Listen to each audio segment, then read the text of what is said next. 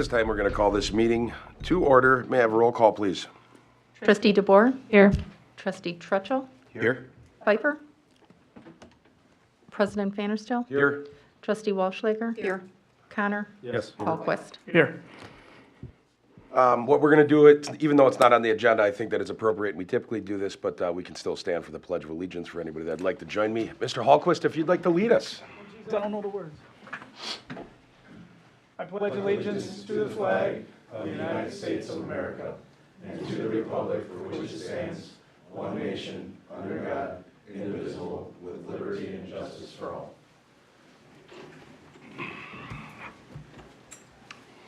At this time, we would allow public comments for anybody that would want to step forward and speak. Please step towards the podium. The normal rules that, just like any other meeting, it'd be 3 minutes.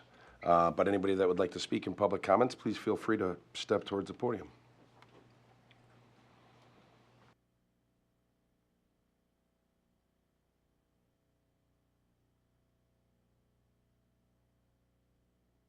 Okay. With that, we'll move to our the first item on our agenda, which is items related to the sale of general obligation corporate purpose bonds. This is two parts. There's Moody's issuer comment, and then we have B, which is Ehlers pre-sale report for general obligation corporate purpose bonds, Series 2023A. I will turn it over to the village manager for this. All right, so tonight, the first items that we'll have, as you mentioned, are the bond issuances. The first page that was in the agenda was the issuer comment from Moody's. We will be having calls with them, is that next week? Next week in regards to the debt, but this was a recap of the year. We are AA2, everything's good with that. And then Greg, I don't know, do you want to talk anything about the pre-sale report, what we have in there?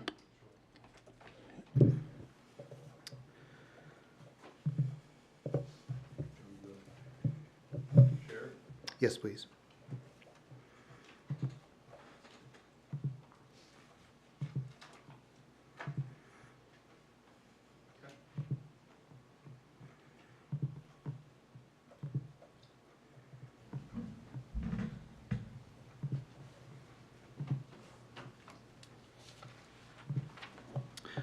Good evening. I'm going to walk through the pre-sale report that was included in your packet related to the proposed bond issuance for this year.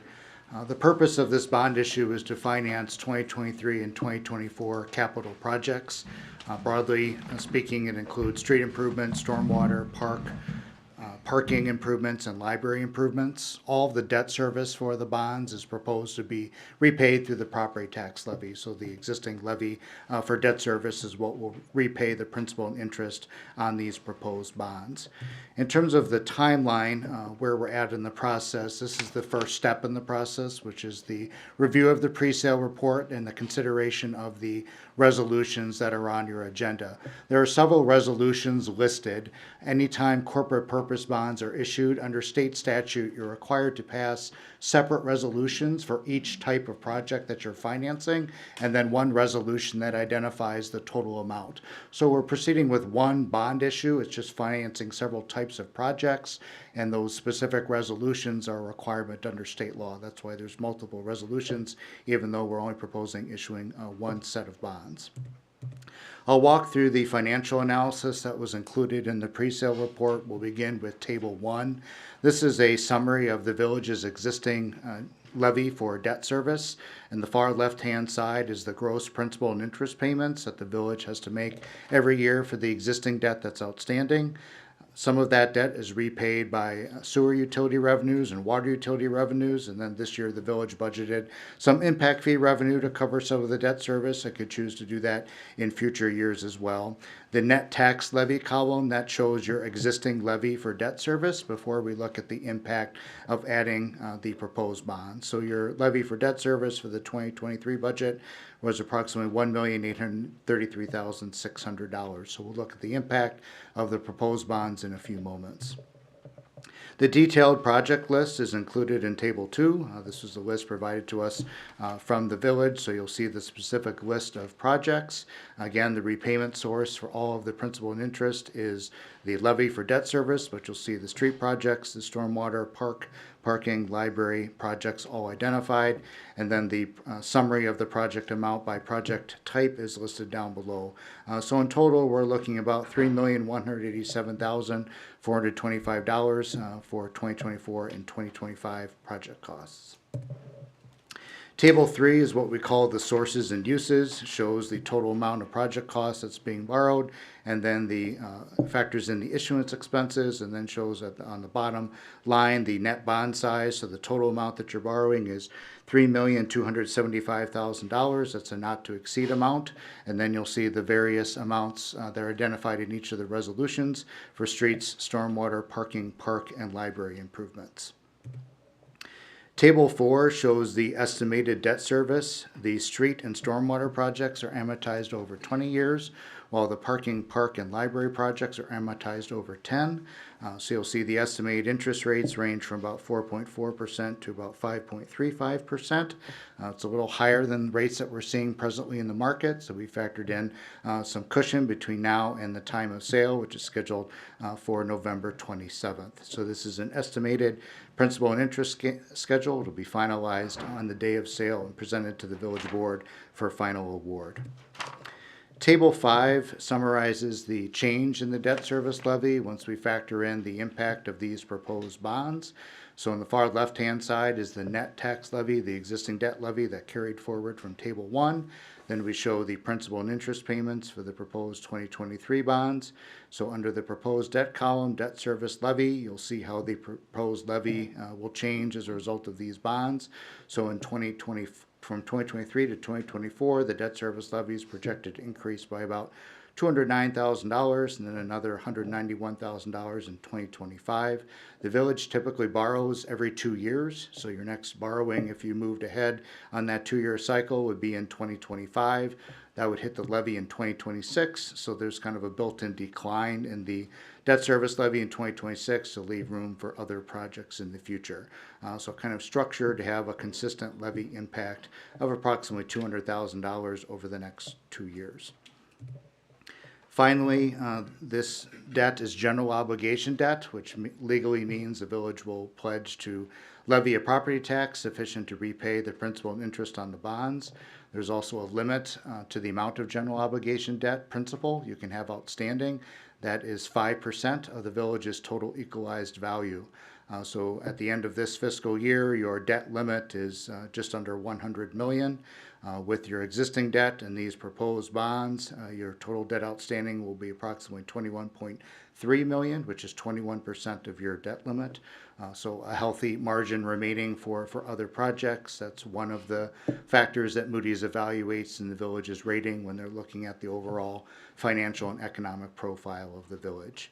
So again, where we're at this evening is the beginning of the process, the initial resolutions, which just direct village staff and us at Ehlers to proceed with the bond sale. Over the course of the next month, we'll have the rating call with Moody's. We would, and then have all the offering documents prepared. If you choose to proceed, the sale will occur on November 27th. We'll take bids that morning and be back to present the final results to you for award that evening. So that's the overview of the bond sale. Ryan, I'll let you add in anything further. Thank you. Thank you. Does anybody have any questions for the presenter? Welcome. No, you hit it on the head. You know, the majority of our borrowing are for roads for the next 2 years. Beyond that, we have some stormwater improvements, the parking lot across the street, the playground equipment, and then the library roof. Those are the majority of the costs associated with the debt borrowing. And it sounds like after this debt borrowing that we're running at about somewhere 22-23% of what we can.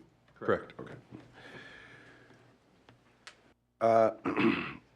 With that presentation being done, as was stated, each of items under number 2 on our agenda, which is consideration of possible action on resolutions, items A through F have to be taken individually per state law, as was stated. So the first one is initial resolution number 103-02-023A, authorizing $2,700,000 general obligation bonds for street improvement projects. I'll make a motion to approve the initial resolution number 10302023A, authorizing $2,700,000 general obligation bonds for street improvement projects. It's been moved and seconded to approve resolution number 103020023A, authorizing $2,700,000 general obligation bonds for street improvement projects. Any discussion? All in favor? Aye. All opposed? That motion is carried, that resolution passes. The next resolution that we have, or the next item we have, is initial resolution 103020023B, authorizing $260,000 in general obligation bonds for sewage projects. I'll make a motion to accept the initial resolution 10302023B, authorizing $260,000 general obligation bonds for sewer projects. Second. It's been moved and seconded to approve initial resolution 103020023B, authorizing $260,000 in general obligation bonds for sewage projects. Any discussion? All in favor? Aye. All opposed? That motion is carried. The next item we have is initial resolution authorizing $105,000 in general obligation bonds for parking lot projects. Make a motion to approve resolution authorizing $105,000 for general bonds for parking lot project. I'll second. It's been moved and seconded to approve the initial resolution authorizing $105,000 in general obligation bonds for parking lot projects. Any discussion? All in favor? Aye. All opposed? That motion is carried. The next item we have is initial resolution authorizing $105,000 in general obligation bonds for park and public grounds projects. I'll make a motion to approve initial resolution authorizing $105,000 general obligation bonds for parks and public grounds projects. I'll second. It's been moved and seconded to approve the initial resolution authorizing $105,000 in general obligation bonds for parks and public grounds projects. Any discussion? All in favor? Aye. All opposed? That motion is carried. That resolution passes. The next item we have is the initial resolution authorizing $105,000 in general obligation bonds for library projects. I'll make a motion to approve the initial resolution authorizing $105,000 for general obligation bonds for library projects. It's been moved and seconded to approve the initial resolution authorizing $105,000 in general obligation bonds for library projects. Excuse me. Any discussion? All in favor? Aye. Aye. All opposed? That motion is carried. Lastly, under the resolutions that we're going through, we have resolution providing for the sale of not to exceed $3,275,000 in general obligation corporate purpose bonds, Series 2023A. Make a resolution for providing a sale for not to exceed $3,275,000 for general obligation corporate purpose bond, Series 2023A. I'll second. Dan seconded to approve a resolution providing for the sale of not to exceed $3,275,000 in general obligation corporate purpose bonds, Series 2023A. Any discussion? All in favor? Aye. All opposed? That motion is carried. Now we have, the next item on our agenda is Village Board consideration of Hartland Quarry, a proposed PUD development, known as the project, whose approval and rezoning is being sought by Three Leaf Partners LLC on property tax keys HAV 0730981, HAV 0730985, HAV 0730986, and HAV 0730987 at 700 and 701 West Capitol Drive. The Village Board will review and consider items A through F, which we will touch on here. Ryan, do you want to touch on any of that first? Or A through D, I'm sorry. All right, so the items that we have before you tonight are, item A is the proposed preliminary site and building plans for the 10 multifamily apartments of 240 units and the 3 townhomes of 27 units. The second item would be proposed plans for the amenities for the project. Item C is the preliminary certified survey map. And then item D would be looking into the forgiveness of some village impact and connection fees. The fees that would not be waived would be the Delhart fees. And this is in discussion with staff and Attorney De La Mora. The item still on the table would be the PUD and the rezoning, assuming, once all of that is finalized, assuming everything tonight is approved, we would come back at a later date for the rezoning and the approval of the planned unit development.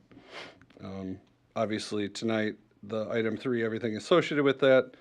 If that is approved, we would go on to item 4, looking into creating a tax incremental financing district. But if those are not approved, we would not at that point. So each of these would just take a motion if we're looking to move the project forward.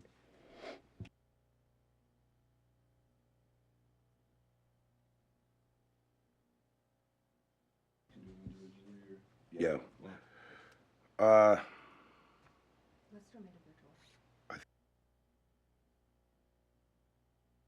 I'm going to move to item A, which is underneath what I read under item 3 on the agenda.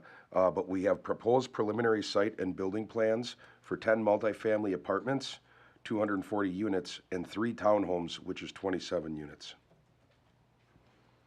I'll make a motion to approve the proposed preliminary site building plans for 10 multifamily apartments, 240 units, and 3 townhomes, 27 units. I'll second. It's been moved and seconded to approve the proposed preliminary site and building plans for 10 multifamily apartments and 3 townhomes, consisting of 240 units in the apartments and 27 units in the townhome. Discussion. All in favor? Aye. All opposed? That motion is carried. Next would be a proposed plans for amenities for the project. I'll make a motion to approve the proposed plans for amenities for the project. Second. It's been moved and seconded to approve the proposed plans for amenities for the project. Any discussion?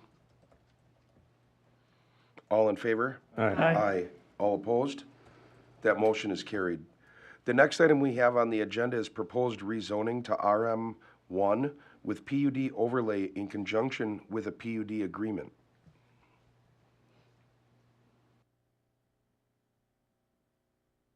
I'll make a motion to approve. We're talking about item C, correct? Correct.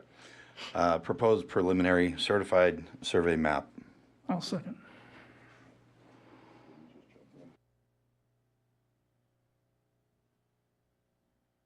Okay.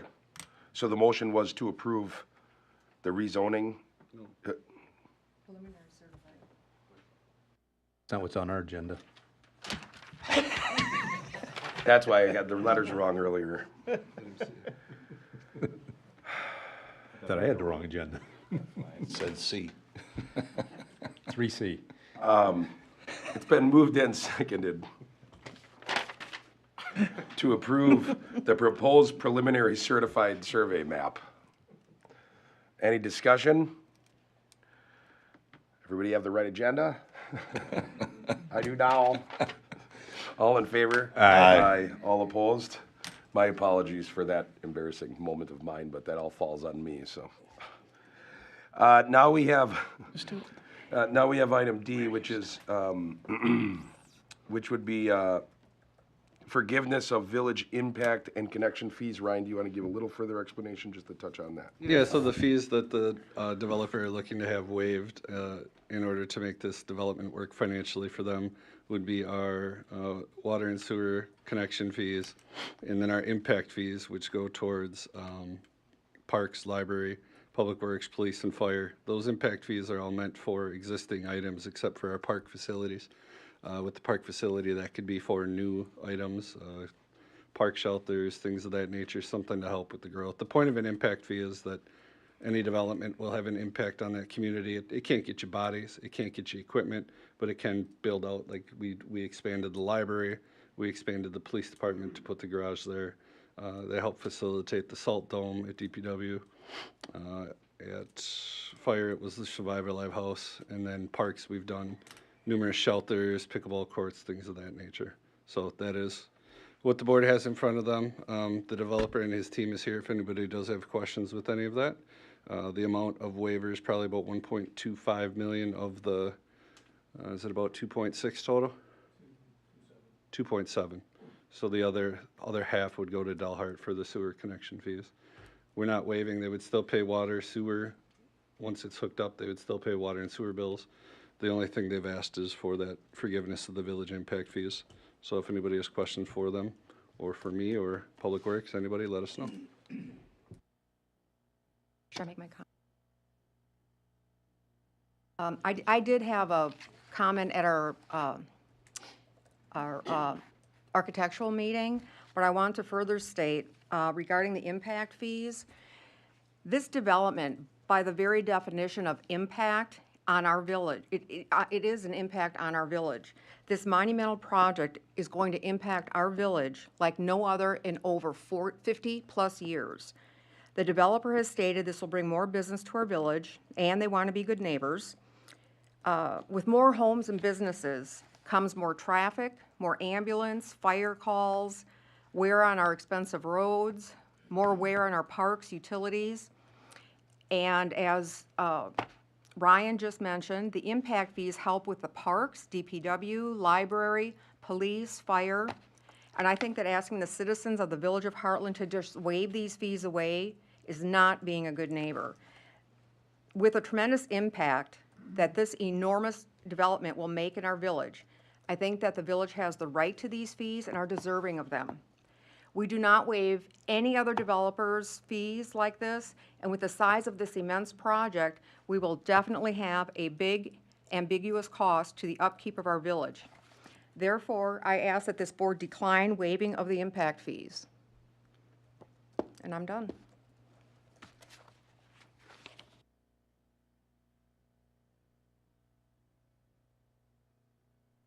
Does anybody else have anything?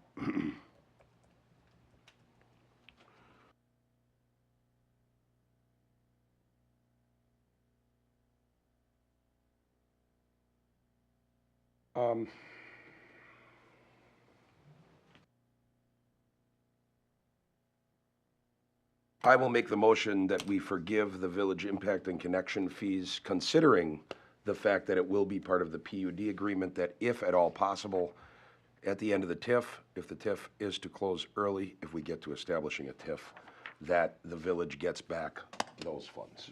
And it's my understanding that that wording will be in, I just wanted to state that that's why I'm making that motion. I'll second. It's been moved and seconded to provide forgiveness of the village impact connection fees just on the Hartland water portion, not the Delhart portion. Any discussion? Can you maybe clarify a little bit what you put in your motion? Yeah, so With the my motion PUD was and to that? forgive the fees at this time. So there's not a guarantee that we'll get the impact fees back.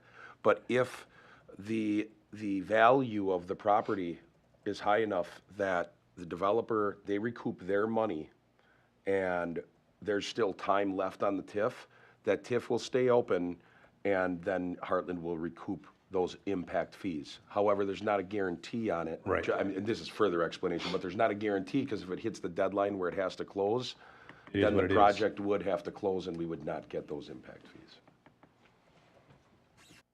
Okay, thank you. Any other discussion?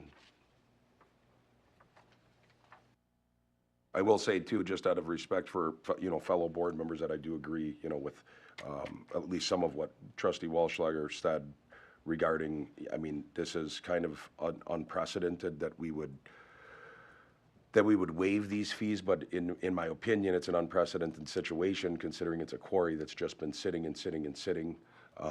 And also the fact that the developer has been very upfront in stating that it's cost prohibitive to them to be able to move forward if it does not happen. But I do agree with, it's not something that should just be done every day. it's got to be a very serious circumstance. And if I didn't believe that the project was a huge benefit to the village in the long run, 30 and 40 years from now, then I would think differently on it. But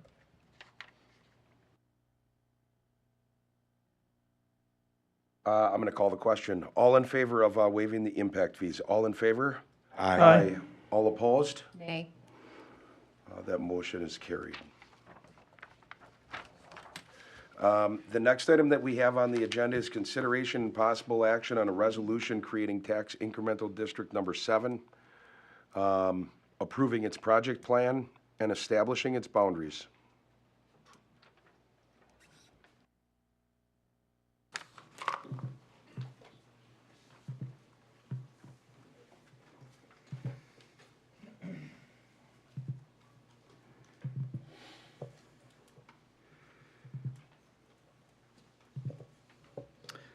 I'm going to go through the summary presentation that was included in your packet that provides an overview of TID District Number 7. Also included in your packet was the full project plan for the district, which is the document that's required under the TIF statutes for any TID creation. That's a document that requires approval. And then there's a resolution on your agenda that was just read that would act as approval of the TIF district if that is the pleasure of the village board. Just to kind of give a quick overview of what's occurred and what still has yet to occur to create a TIF district. The whole TIF creation process is prescribed by state statute. The initial meeting that was held, the first step in the process, is with what's called the Joint Review Board. That consists of all the taxing jurisdictions, including the village, and a public member. They had an initial meeting on October 16th. It was organizational in nature. No action was taken at that meeting. A public hearing was held on October 16th before the Plan Commission. They passed a resolution approving creating the district, which is also statutorily required. The next step is where we're at this evening, the resolution before the village board to consider creating the TID district. If that is approved this evening, the final step is scheduled to occur on November 9th, where the Joint Review Board meets and they have the final vote to create a TIF district. Just to give a quick overview of how a tax incremental finance district works. When a TIF district is created, all of the parcels within the boundary of the district have an existing taxable value that is referred to as the base value. The village and all the other taxing jurisdictions will continue to collect their share of tax revenue on that existing value just like you do presently. So there's no change in terms of the amount of current taxation and tax value you're collecting from those properties. The financial benefit of a TIF district occurs when there is new development activity and appreciation of that development, hopefully over time. That increase in value above the base is called the incremental value, and the village retains all of the tax revenue on that incremental value to pay for expenses within the TIF district that are necessary for that development to occur. So what a TIF district is at its heart is a partnership between the village and the other taxing jurisdictions. They're agreeing to forego their share of tax revenue on that new value until such time that the TID district closes, and then all the value returns to the tax roll. So it's kind of a long-term partnership that, but for the use of the TIF district, that development might not proceed in the same timeline, might not generate the same value, but at the end of the life of that TIF district, there's going to be more value there than if it would have been left absent the use of TIF. Whether your property is in a TIF district or outside of a TIF district, you pay the same tax rate. There's no difference in the tax rate that you pay. It's just where that tax revenue goes. So the taxes you pay on that existing value at the time the district was created goes to the village, county, and school districts and technical college. The tax revenue paid on that increase in value, the village keeps all of it to pay for expenses within the district, but the tax rate is exactly the same. Why do communities use TIF? I mentioned kind of the primary purpose. It's really a kind of a partnership between the village and the other taxing jurisdictions, so everyone can kind of collaboratively promote economic development and redevelopment projects, so it doesn't just fall solely to the village. And ultimately, it also involves a partnership with the private sector in terms of the developer bringing forth the development within the district. So really what a TIF district does financially, it's a way to tie the tax revenue paid from a development directly to the costs associated with that development. So there's a direct correlation between the tax revenue paid and that development paying for its costs. So the impacts of TIF, I mentioned, the tax rate's the same whether you're inside of a TID or outside of a TID. Doesn't change your normal approval process for zoning. That goes through the normal approvals. You're not talking about using eminent domain. It doesn't change that process. That would still have to go through its own process, but that's not applicable here. All the projects that we'll talk about in this TID project plan all require separate village approval. The creation of the project plan does not commit the village to undertake any of those projects. We'll talk about development incentives and some other infrastructure improvements. All those require normal approvals through the village board. The TIF and the project plan just make them TID eligible, meaning the TID district can repay those costs if the tax increment is sufficient to do so. If the taxable value increases over time and the TID district recovers all of its costs, all the taxing jurisdictions will benefit when the TID district closes and that increased value returns to the tax rolls. One way we've mitigated risk to the village, and I'll talk about this more in a moment, is that the village has not proposed to borrow any money for any of the projects within this TIF district. So that's mitigating some risk on the village's part.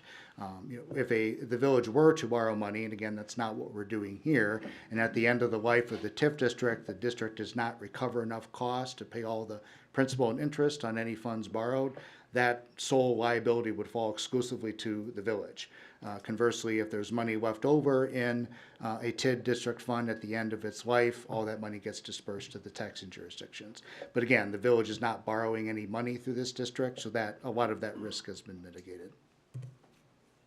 So let's speak to kind of the purpose of the district. This is a rehabilitation TIF district. As has been mentioned, the primary purpose of this district is to remediate a quarry and turn it to a higher and more productive land use. The maximum life of a rehabilitation TID district is 27 years under state statute. The development you've already kind of heard about in terms of the mix of multifamily units and townhouse stack flat units. Total development costs are approximately $92 million. There's about 400 to 500 residents anticipated. One of the legal tests that has to be satisfied when you create a new TIF district is called the 12% valuation test. What that means in this context of the village is that the incremental value of all the village's existing TID districts, TIDs 4, 5, and 6, that totals about $16.7 million. That's the increase in value that's been generated in all of those districts since they were created. That incremental value plus the proposed base value of this district, which is about $3.1 million, those two numbers combined cannot exceed 12% of the village's total equalized value. So 12% of the village's total value is a little over $239 million. The incremental value plus the base value of this district is about 19.8. So you're well under that 12% test. That just means legally you can create the TID district. We've included a map of the proposed boundary. The TID district boundary is going to be based on the certified survey map that was just approved. So there's several parcels that are there presently that are going to be combined into two lots. So lot 1 is kind of the balance of the existing quarry site, and lot 2 is kind of in the northwest corner. So that will be the overall boundary of the district. Most of the development will really occur within lot 1.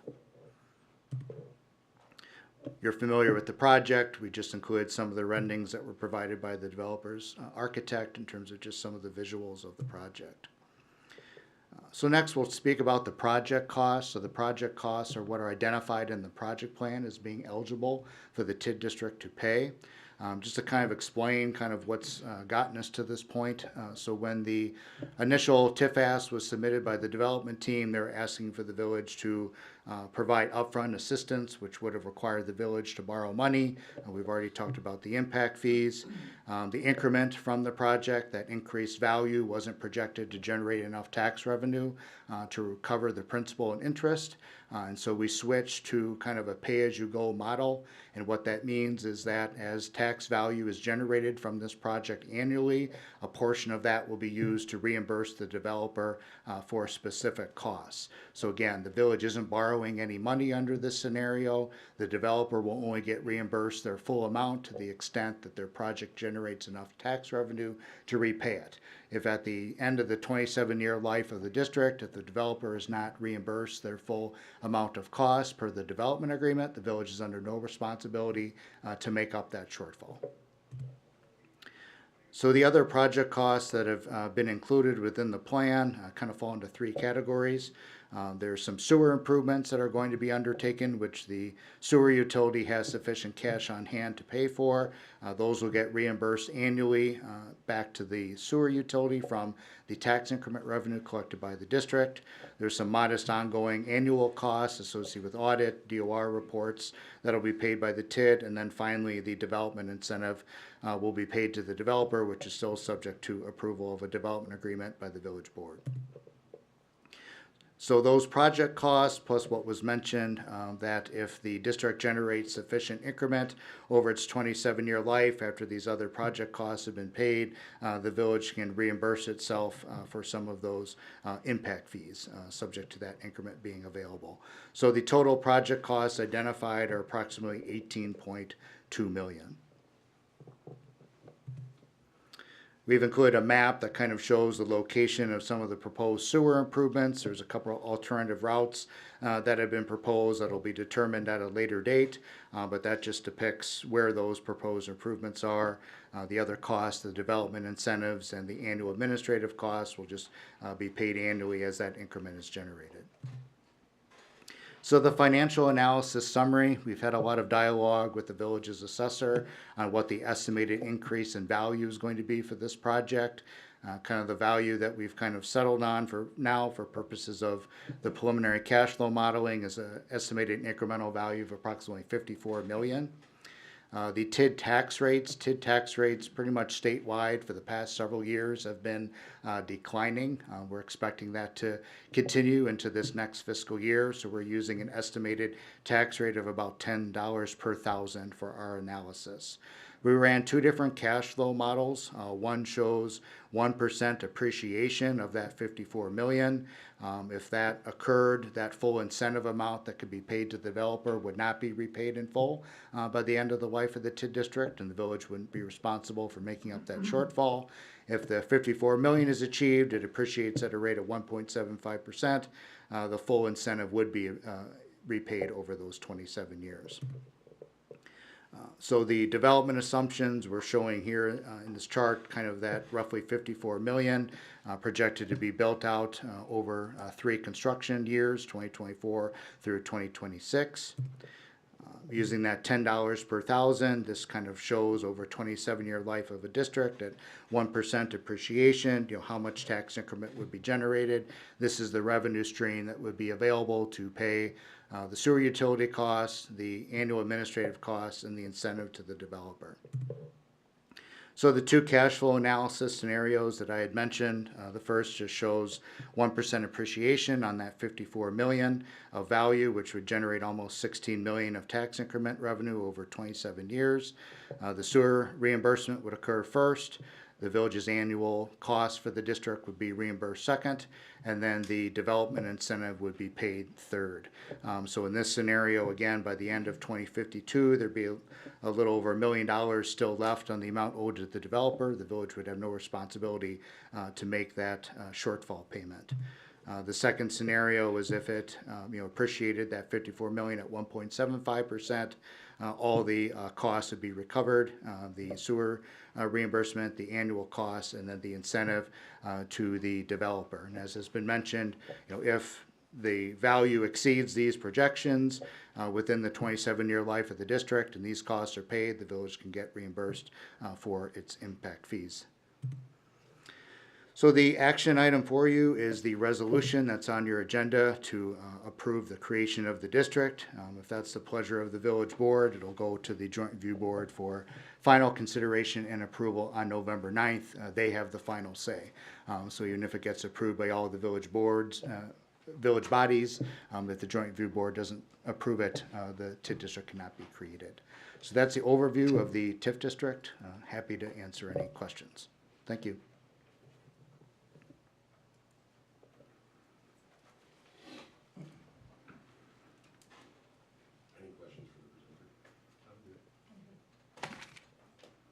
Just a comment that, reading through everything in the last few days, the work you did on this is excellent to explain in detail where the funds are allocated to and how that gets laid out. It's a learning process, so thank you. You're welcome.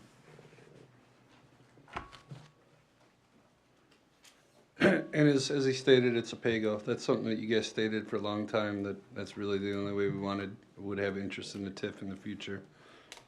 So, that's it. The only other item would just be if you want to do the resolution.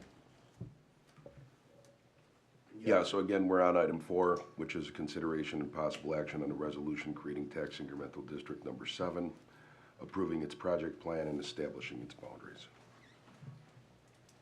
I'll make a motion to approve resolution creating tax incremental district number 7, approving its project plan and establishing its boundaries. Second. It's been moved and seconded to approve resolution creating tax incremental district number 7, approving its project plan and establishing its boundaries. Any discussion?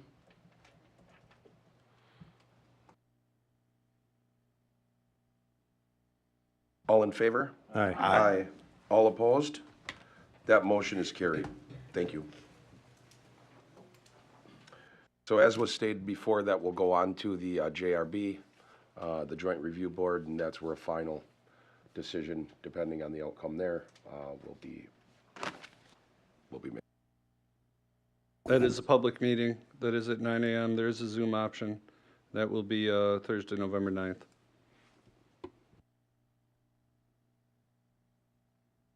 Motion for adjournment? Second. It's been moved and seconded to adjourn this meeting. All in favor? Aye. Aye. This meeting's adjourned.